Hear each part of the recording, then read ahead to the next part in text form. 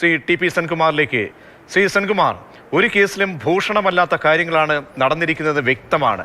അങ്ങേപ്പോലെയുള്ള ബഹുമാന്യരായ ഉദ്യോഗസ്ഥർ ഈ കേസിൽ എത്രത്തോളം ഗൗരവത്തോടുകൂടി കാര്യങ്ങളെ സമീപിച്ചു, എന്നിട്ട് കൂടി ഇത്രയധികം വർഷം, അതും ഒരു കോടതിയെ മുഴുവൻ, ആ കോടതിയെ സംശയത്തിന് നിഴലിലാക്കുകയും കോടതിയെ പോലും അട്ടിമറിച്ച ഒരു കേസാണ്.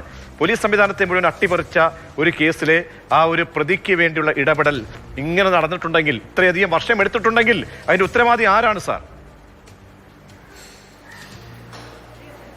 എന്തായാലും 1994 മുതൽ 2005 വരെ ഈ കേസിൽ ആരാണ് ഉത്തരവാദി എന്ന് ഞാൻ അന്നത്തെ DGPക്ക് ലെറ്റർ കൊടുത്തിട്ടുണ്ട്.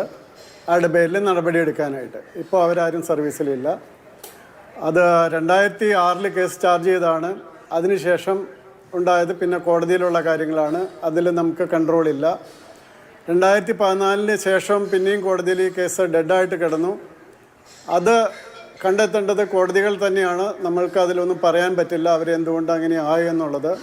അത് ബഹുമാനപ്പെട്ട ജില്ലാ കോടതി ഒക്കെ അന്വേഷണം നടത്തിയാൽ അറിയാൻ പറ്റും എന്ത് സംഭവിച്ചു എന്നുള്ളത്. പക്ഷേ ഇതിൽ നിങ്ങൾക്ക് മാധ്യമങ്ങൾക്ക് വളരെ കാര്യമായൊരു പങ്കുണ്ട്. കാരണം ഈ കേസ് ഈ രീതിയിൽ എത്തുന്നതിനായിട്ട് 3 പേർക്കാണ് പങ്കുള്ളതിൽ. അത് ഒന്ന് വക്കം പ്രഭ എന്ന് പറയുന്ന ഇതിൻ്റെ സ്പെഷ്യൽ ഇൻവെസ്റ്റിഗേറ്റിംഗ് ഓഫീസർ, 2005 ഞാനിട്ട ടീമിൻ്റെ അന്വേഷണ ഉദ്യോഗസ്ഥൻ. രണ്ടാമത് ഇതിൽ പ്രോസിക്യൂഷൻ നടത്തിയ അദ്ദേഹം, എനിക്ക് അദ്ദേഹത്തിന് വ്യക്തിപരമായിട്ട് അറിയില്ല, പക്ഷേ അദ്ദേഹം നന്നായിട്ട് പ്രോസിക്യൂഷൻ നടത്തിയതായിട്ട് മനസ്സിലാക്കുന്നു. മൂന്നാമത് അനിൽ ഇമ്മാനുവൽ എന്ന് പറയുന്ന പത്രപ്രവർത്തകൻ. അനിൽ ഇമ്മാനുവൽ ഇല്ലായിരുന്നെങ്കിൽ ഈ കേസ് അവിടെ ഡെഡായിട്ട് കിടന്നേനെ. അദ്ദേഹം വളരെ ത്യാഗം സഹിച്ചാണ് ഈ കേസിന് വേണ്ടി നിന്നത്. അത് ഏറ്റവും കൗതുകകരമായിട്ടുള്ള കാര്യം, പോലീസിൻ്റെ മുഖത്ത് വീണ കരി മാച്ചു കളയാനായിട്ട് ഒരു മാധ്യമപ്രവർത്തകൻ എടുത്ത എഫർട്ട്, അതാണ് ഇതിൽ കാണുന്നത്. ആ മാധ്യമപ്രവർത്തകൻ സ്വന്തം മാധ്യമപ്രവർത്തന രംഗത്തെ ഇതുപോലും എന്താ പറയുന്നത് വളരെ ബുദ്ധിമുട്ടിലാക്കി ആ എഫർട്ട് എടുത്ത് ഹൈക്കോടതിയിലും സുപ്രീം കോടതിയിലും പോയി അതിനുശേഷം ഇത് എത്തി എന്നുള്ളത് അനിൽ ഇമ്മാനുവലിന് വളരെ വലിയൊരു ക്രെഡിറ്റാണ്. അത് അപൂർവമായിട്ടൊരു കേസ്, അപൂർവങ്ങളിൽ അപൂർവം എന്ന് അതിൽ കൂടുതലുണ്ട്. കാരണം ഒരു മാധ്യമ പ്രവർത്തകന് ഇതേപോലൊരു കേസിൽ പോലീസിൻ്റെ മുഖത്ത് വീണ കരി മാറ്റിത്തരാൻ കഴിയും എന്ന് തെളിയിച്ച കേസ്. സ്വന്തം ആൾക്കാർ മിണ്ടാതിരിക്കുമ്പോൾ ആ മാധ്യമ പ്രവർത്തകൻ ഇടപെട്ട് ആ കേസിന് ജീവൻ വെപ്പിച്ച് അദ്ദേഹം എല്ലാം റിസ്ക് എടുത്ത് എല്ലാം ചെയ്ത് കോടതിയിലൊക്കെ പോയി സ്വന്തമായ പൈസ ചെലവഴിച്ച് ചെയ്തൊരു കേസാണ്. സമ്മതിച്ചു കൊടുക്കണം അനിൽ ഇമ്മാനുവലിനെ. Hats off to him. തീർച്ചയായും ശ്രീ ടി.പി. സെൻകുമാർ, 6 വകുപ്പുകളാണ് ചുമത്തിയിരിക്കുന്നത്. പ്രതിക്ക് മേലുള്ള ശിക്ഷാവിധി സംബന്ധിച്ച് കുറ്റകൃത്യങ്ങൾ തെളിഞ്ഞതായി ഇപ്പോൾ കോടതി പറയുന്നതനുസരിച്ച് പ്രകാരമാണെങ്കിൽ എത്രത്തോളം കനത്ത ശിക്ഷ, മാതൃകാപരമായ ശിക്ഷ ഈ കേസിൽ ഉണ്ടാകേണ്ടതാണ്? എനിക്കിതിൽ പറയുന്നത്, ഇതിൽ പോലീസ് ഉദ്യോഗസ്ഥരുടെ പേരിൽ എന്ത് പ്രഷറാണ് ഉണ്ടായെന്ന് എനിക്കറിയില്ല. എൻ്റെ പേരിൽ ഒരു പ്രഷർ ആരും ഒന്നും തന്നിട്ടില്ല.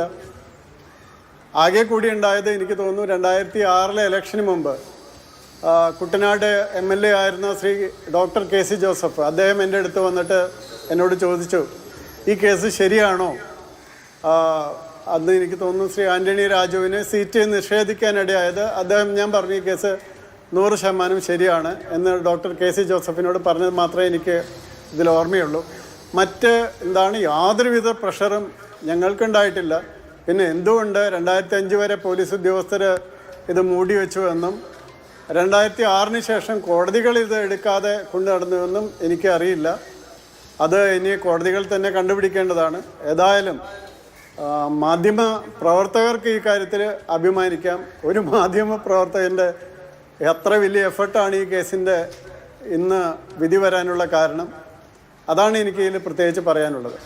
തീർച്ചയായും അത് വളരെ പ്രധാനപ്പെട്ടതാണ് ശ്രീ സെൻകുമാർ. ഒരു കാര്യം കൂടി, കാരണം ഒരു അഭിഭാഷകൻ എത്രത്തോളം, കാരണം അത് എതിർകക്ഷിയായാലും സർക്കാരിനോടുള്ള ഉത്തരവാദിത്തമായാലും അല്ലെങ്കിൽ ഒരു കേസുമായി ബന്ധപ്പെട്ട് പാലിക്കേണ്ട ഒരു അഭിഭാഷകൻ പുറത്തേണ്ട നിഷ്ഠ സംബന്ധിച്ച് സുപ്രീം കോടതി അടക്കം ഗൈഡ് ലൈൻസ് ഉണ്ട്. മാത്രമല്ല അതിൽ കേവലം ഒരു അഭിഭാഷകൻ മാത്രമല്ല വ്യക്തി, പിന്നീട് അദ്ദേഹം ഒരു പബ്ലിക് സെർവൻ്റായി മാറുകയാണ്. അപ്പോൾ അങ്ങനെയൊക്കെയുള്ള ഒരു ഉത്തരവാദിത്തമുള്ള ഒരു വ്യക്തി പുലർത്തേണ്ട കാര്യങ്ങൾ നമുക്ക് വലിയൊരു വിചിത്രത എന്ന് തോന്നുന്നത് ഇതേ വ്യക്തിയാണ് പിന്നീട് 2.5 വർഷക്കാലം മന്ത്രിസ്ഥാനത്തിരുന്ന് കേരളത്തെ ഭരിച്ചത്, നമ്മളെയൊക്കെ തന്നെ ഭരിച്ചത് എന്നുള്ള കാര്യം പിന്നീട് ഇപ്പോഴും ജനപ്രതിനിധിയാണ്. അങ്ങനെ നോക്കുമ്പോൾ ഈ കുറ്റകൃത്യം കോടതിയിൽ തെളിയിക്കപ്പെടുമ്പോൾ എത്രത്തോളം മാതൃകാപരമായൊരു സന്ദേശം കൂടി സമൂഹത്തിന് നൽകേണ്ടതുണ്ട് ഈ കേസിൽ?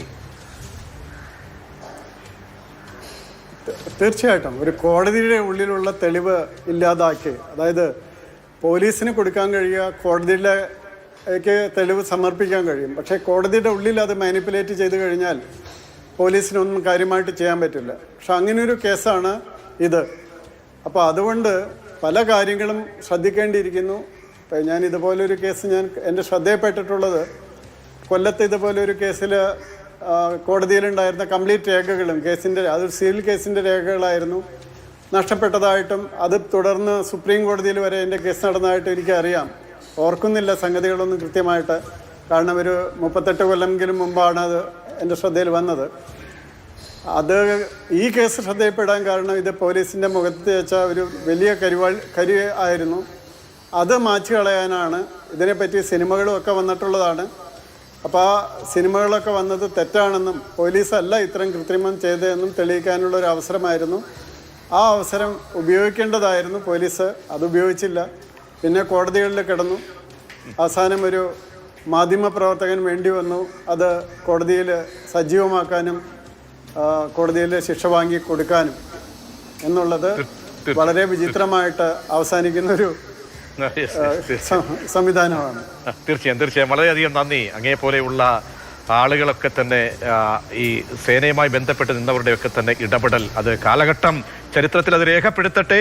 ഈ കേസ് അങ്ങനെ ഈ ജുഡീഷ്യറിക്കും നിയമ സംവിധാനത്തിനും ജനാധിപത്യത്തിനും ഒക്കെ തന്നെ വലിയൊരു സന്ദേശമായി ഈ കേസ് മാറട്ടെ. 2:45 കൂടി ഈ കേസിൽ വിധി വരാൻ പോവുകയാണ്. ആ വിധിക്കായി നമുക്ക് കാതോർക്കാം.